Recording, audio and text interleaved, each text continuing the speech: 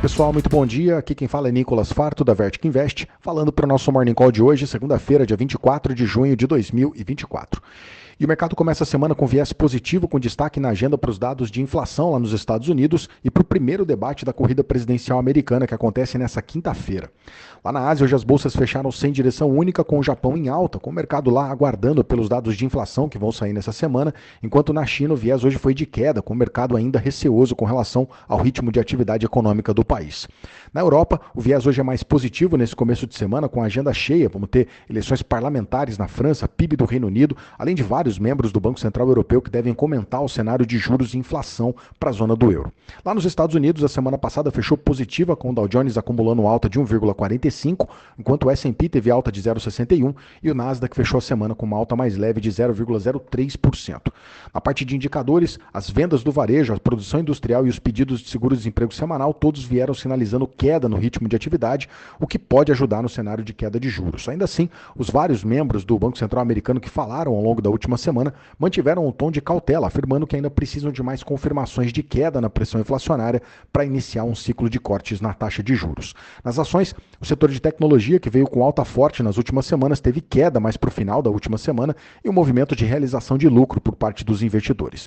E nessa semana, a agenda americana tem mais diretores que vão falar em vários eventos e que, claro, podem comentar mais sobre expectativa de juros e inflação, o que pode sempre acabar impactando no preço dos ativos. Além disso, a agenda também vai ter aí a publicação da leitura final do PIB americano do primeiro trimestre, além de na sexta-feira o principal número da semana, que é o relatório de inflação PCE, a principal medida pelo Banco Central americano para definir a política monetária por lá. E fora isso, nessa semana a gente tem também o primeiro debate presidencial que vai acontecer na quinta-feira entre o presidente atual, Joe Biden, e o candidato Donald Trump. Vamos atualizar aqui as bolsas. S&P Futuro sobe 0,12%, Eurostock 600 sobe 0,5% e lá em Londres o FTSE está subindo 0,52%. No Japão, o Nikkei fechou com alta de 0,56%, enquanto na China o Xangai Composite caiu 1,17%. O DXY, dólar index, está caindo 0,24% agora, enquanto os juros de 10 anos do mercado americano subindo 0,33%, com a taxa anualizada cotada a 4,27%.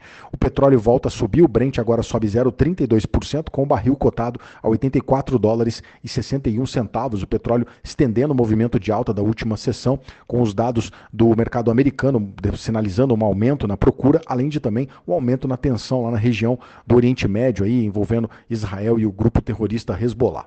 O minério de ferro caiu nessa madrugada na China, o contrato mais negociado em Dalian caiu forte, queda de mais de 3%, com ele fechando cotado aos $109,56 a tonelada. No universo cripto, o movimento também é de queda. O Bitcoin acumula uma queda de quase 5% nas últimas 24 horas e segue agora cotado na casa dos $61.300. E por aqui, na semana passada, o Ibovespa teve a primeira alta nas últimas 5 semanas. No acumulado, aí, o nosso índice subiu 1,4% na semana passada e fechou na marca dos 121.341 pontos. O dólar também subiu, alta de mais de 1% na semana, com a moeda americana fechando aos R$ 5,43. O destaque na agenda local ficou para a decisão de juros do Copom, que de forma unânime manteve a Selic em 10,5% ao ano, o que acalmou um pouco o mercado, que imaginava que podia ter uma votação dividida, o que reforçaria o cenário de um comitê menos comprometido com decisões técnicas. Ainda assim, o presidente Lula voltou a criticar o presidente do Banco Central, Roberto Campos Neto, o que manteve ainda no radar o risco de que, com a saída do presidente atual, o Banco Central nosso aqui possa ter um nome mais alinhado com uma visão menos cuidadosa com a nossa inflação. Nas ações, a BR Foods foi o destaque de alta, acumulou uma valorização na semana de mais de 10%, com a China pausando as importações de carne suína da Europa por conta de uma investigação antidumping. Lá no lado negativo, o destaque foi a Azul, que caiu mais de 15% na semana, com o dólar e o petróleo prejudicando a operação da companhia.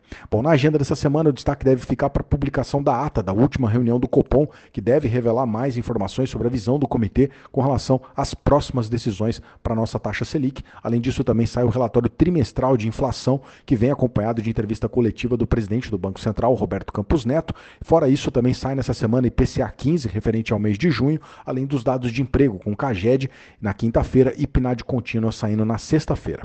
Esses são os destaques para hoje. Eu agradeço a sua companhia e te desejo um excelente dia. Um grande abraço, valeu e até amanhã.